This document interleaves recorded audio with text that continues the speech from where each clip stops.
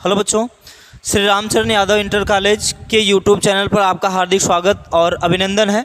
देखिए, आज की जो क्लास होगी क्लास 9th की होगी और 9th में हम लोग पढ़ने वाले हैं केमिस्ट्री का लेसन नंबर 3 है, जो कि आप लोग पढ़ेंगे परमाणु एटम से संबंधित चीज़ें पढ़ेंगे। तो देखिए, सभी लोगों को आप जल्दी से जल्दी जोड़ लीजिए, जल्दी से जल्दी सभी लोग जुड़ जाएँ। और यहाँ पर उम्मीद करते हैं कि आपको ये क्लास बहुत बेहतरीन लगने वाली है। आज की सबसे बेस्ट क्लास होगी जो कि क्लास 9th की है। तो देखिए, सबसे पहले अगर हम बात करें तो हम लोग आज क्या पढ़ेंगे, साइंस में क्या पढ़ेंगे, साइंस में आप लोग पढ़ेंगे एटम। किसके बारे में चर्चा करने वाले हम लोग, एटम के बारे में चर्चा करेंगे। ठीक है, देखिए यहाँ पर अगर बात करें तो सबसे पहले यहाँ पर हम लोग पढ़ने वाले हैं क्या, एटम, परमाणु क्या होता है। तो परमाणु के बारे में हमने पीछे पहली क्लास में ही बता दिया था इसके बारे में, लेकिन आज फिर से चर्चा कर रहे हैं कि परमाणु क्या होता है। ठीक है ना।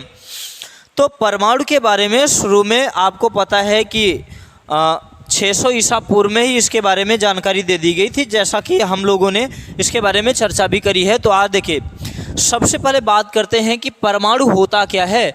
यहाँ पर इसको नोट डाउन करिएगा, किसी पदार्थ का वह छोटा से छोटा कण जो रासायनिक अभिक्रिया में भाग ले सकता है। अर्थात कहने का मतलब कि वो रासायनिक अभिक्रिया में भाग ले सकता है, भाग ले सके अथवा रासायनिक अभिक्रिया द्वारा उसे अलग किया जा सके, उस कण को हम क्या कहते हैं, एटम कहते हैं, उसे परमाणु कहते हैं।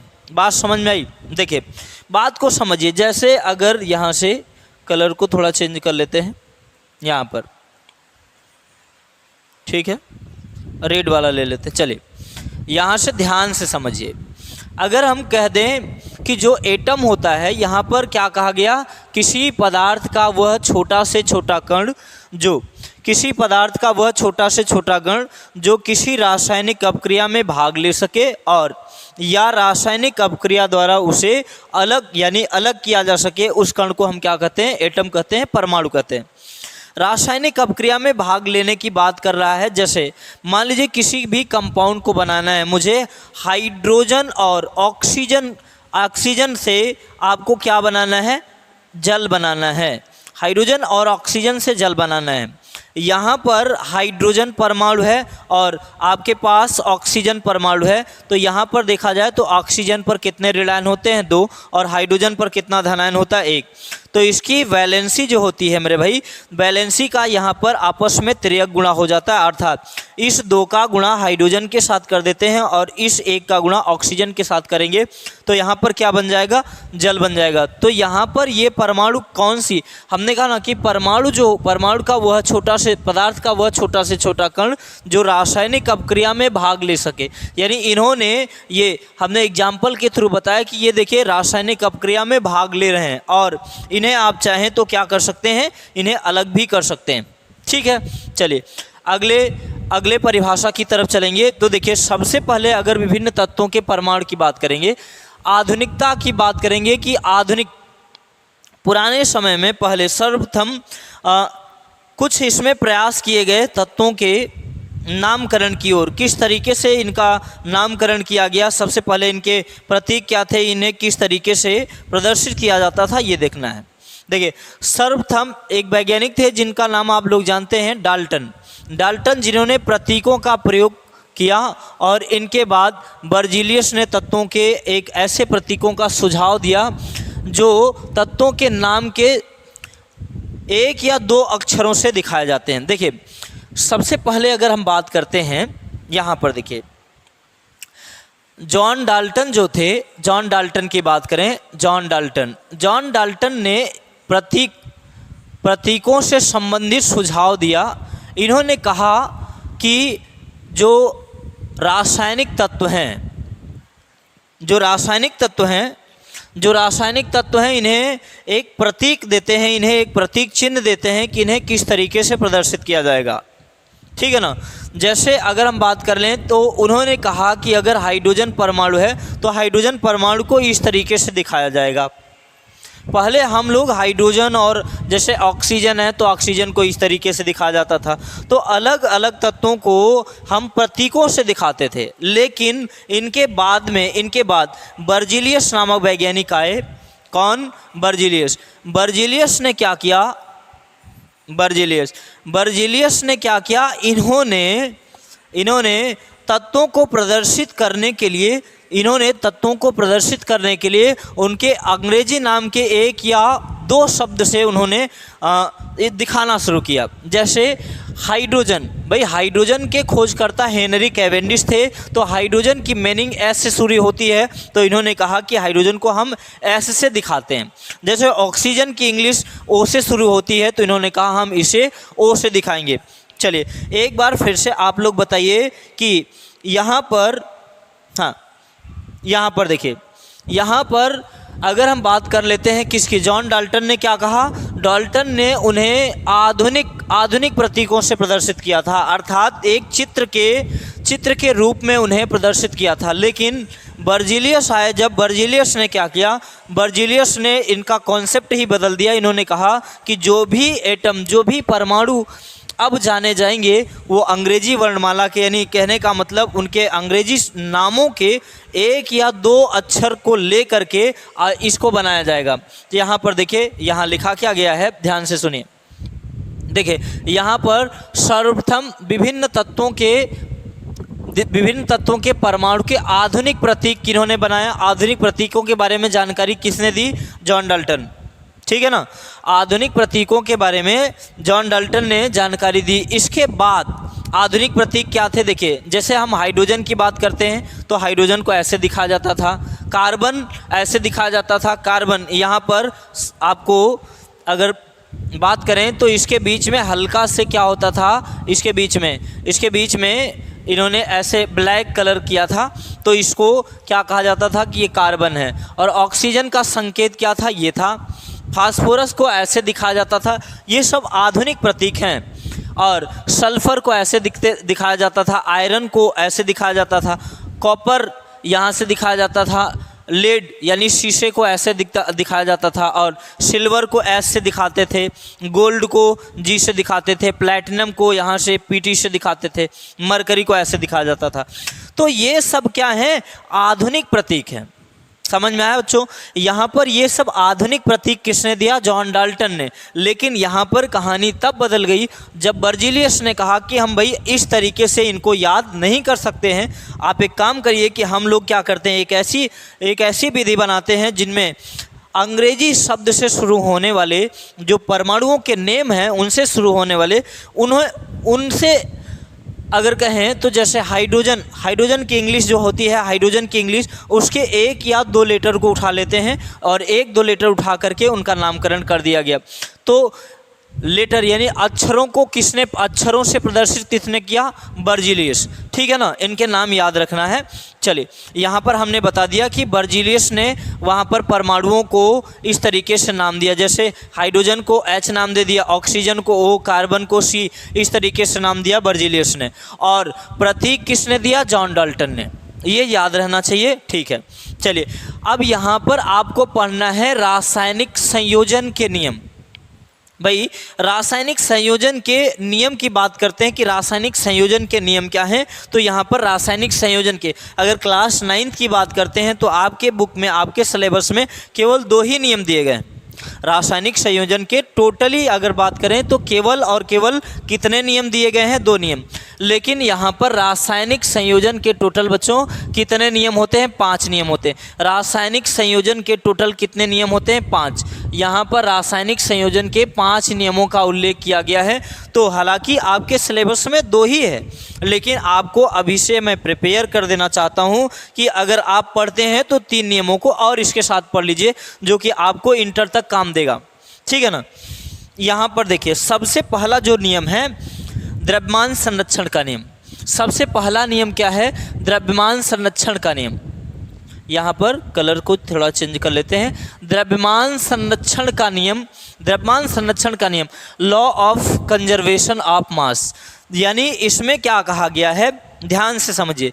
जब कोई भी रासायनिक अभिक्रिया संपन्न होती है तो उसमें अभिकारक की कुल मात्रा यानी अभिकारक का कुल द्रव्यमान उत्पाद के कुल द्रव्यमान के बराबर होता है। जैसे यहाँ पर मैं आपको समझाने की कोशिश करूँगा। जैसे यहाँ पर समझिए, यहाँ पर मेरे पास सोडियम है, सोडियम का रिएक्शन मैं किससे कराऊंगा? ऑक्सीजन से। सोडियम का ऑक्सीजन से रिएक्शन कराते हैं तो क्या बनेगा मेरे भाई? यहाँ पर बनेगा सोडियम ऑक्साइड बन जाएगा। यहाँ पर क्या बन जाएगा? सोडियम ऑक्साइड बन जाएगा। ध्यान से समझिए, सोडियम ऑक्साइड बन गया और यहाँ पर समीकरण को जरा संतुलित कर लीजिए तो यहाँ पर कितना आ जाएगा? 2 आ जाएगा, ठीक है ना। यहाँ पर 2 आ जाएगा और जब इसके यानी इधर जो लिखा जाता है उसे क्या बोलते हैं? हम रिएक्टेंट बोलते हैं। क्या बोलते हैं? अभिकारक बोलते हैं। क्या बोलते हैं? अभिकारक, अभिकारक। और जो बन करके तैयार होता है उसे क्या बोलते हैं? प्रोडक्ट बोलते हैं। उसको हम क्या बोलते हैं? उत्पाद बोलते हैं, ठीक है ना। क्या समझ में आया कि जो यहाँ पर अभिक्रिया होगी, बात को समझिएगा। तो यहाँ पर अगर ऑक्साइड आयन ले लेते हैं तो यहाँ पर देखिएगा ऑक्साइड आयन, अगर यहाँ से केवल मैं सोडियम और ऑक्साइड आयन का रिएक्शन कराता हूँ तो क्या बन जाएगा? सोडियम ऑक्साइड बन जाएगा।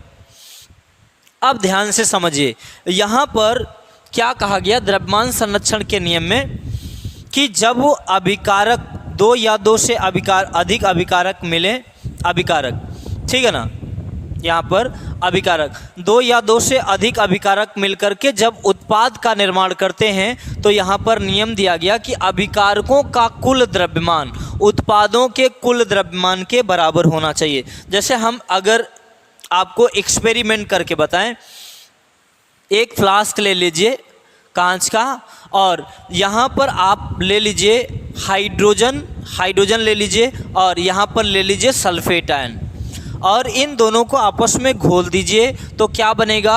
यहाँ पर बन जाएगा सल्फ्यूरिक एसिड बन जाएगा, H2SO4 बन जाएगा। और इसके नाम की बात करें तो व्यापारिक नाम इसका तेजाब होता है। व्यापारिक नाम इसका क्या है? तेजाब है। और इसे अगर देखें तो एक तरीके से इसे बैटरी का अम्ल भी बोलते हैं। क्या बोलते हैं? बैटरी का अम्ल। बैटरी में इसे डाला जाता है, बैटरी का अम्ल इसे बोलते हैं। और इसे एक नाम और देते हैं अम्लों का राजा। इसके 3 नेम हैं। अम्लों का राजा, अम्लों का राजा, इसके 3 नेम हैं। अब समझिए, हमने कहा कि जो जो पदार्थ पहले आप मिलाते हैं उसका कुल द्रव्यमान जो पदार्थ बनेगा उसके कुल द्रव्यमान के बराबर होना चाहिए। तो यहाँ से ज़रा देखिए, यहाँ पर देखिए, जैसे मैंने हाइड्रोजन लिया और सल्फेट आयन ले लिया तो यहाँ पर ज़रा देखिए क्या बन जाएगा? H2SO4। तो यहाँ से जितने हमने इक्वेशन दिखाए, अब यहाँ पर ज़रा दिखा देता हूँ मैं आपको कि यहाँ पर देखिएगा द्रव्यमान संरक्षण नियम के आधार पर दोनों यानी अभिकारकों का कुल द्रव्यमान उत्पादों के कुल द्रव्यमान के क्या होना चाहिए? बराबर होना चाहिए। आप देखिए, जैसे हम बात कर लें कि सोडियम में कितने का गुणा है? 2 का मल्टीपल है। और सोडियम का परमाणु भार कितना होता है मेरे भाई?